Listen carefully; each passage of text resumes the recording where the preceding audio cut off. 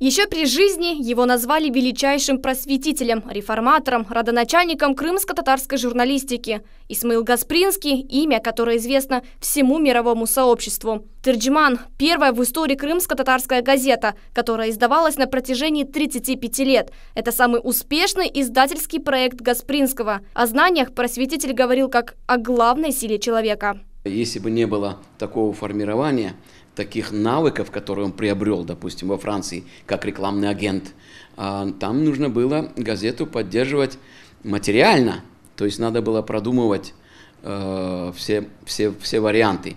Поэтому он начал издавать сперва пробные листки, такие как «Тонгуч», такие как «Шафах». Неуемная тяга к знаниям. Именно ее хотел видеть в каждом Исмаил бей Гаспринский. Ради этого жил. Он внес неоценимый вклад в развитие школьного образования, стал родоначальником просветительского движения народов Востока, в корне изменив систему преподавания в начальных школах. Он как личность сформировался в разной географии, начиная с Крыма, России, Франции, Турции и так далее. Он много путешествовал в то же время.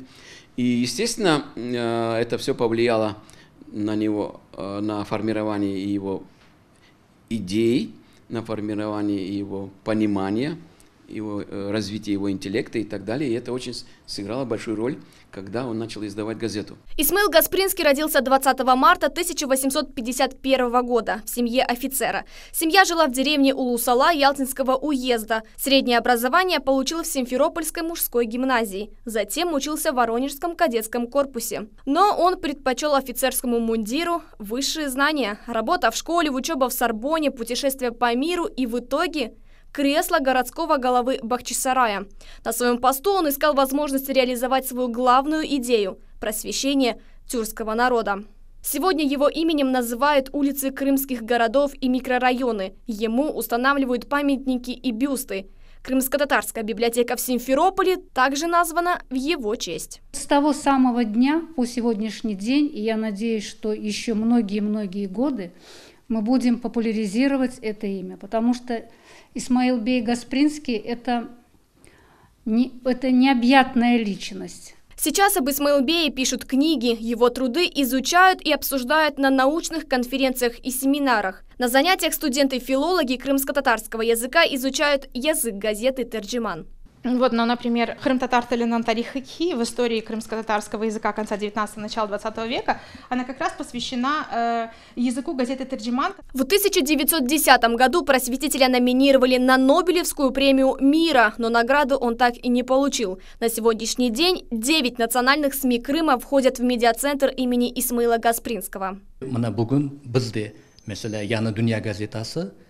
Сегодня наша газета «Яна Дюнья» выпустила специальный номер, посвященный Исмаилу Гаспринскому. Медиацентр имени Гаспринского проводит круглый стол. Такие же мероприятия будут проходить в библиотеках, школах Бахчисарая.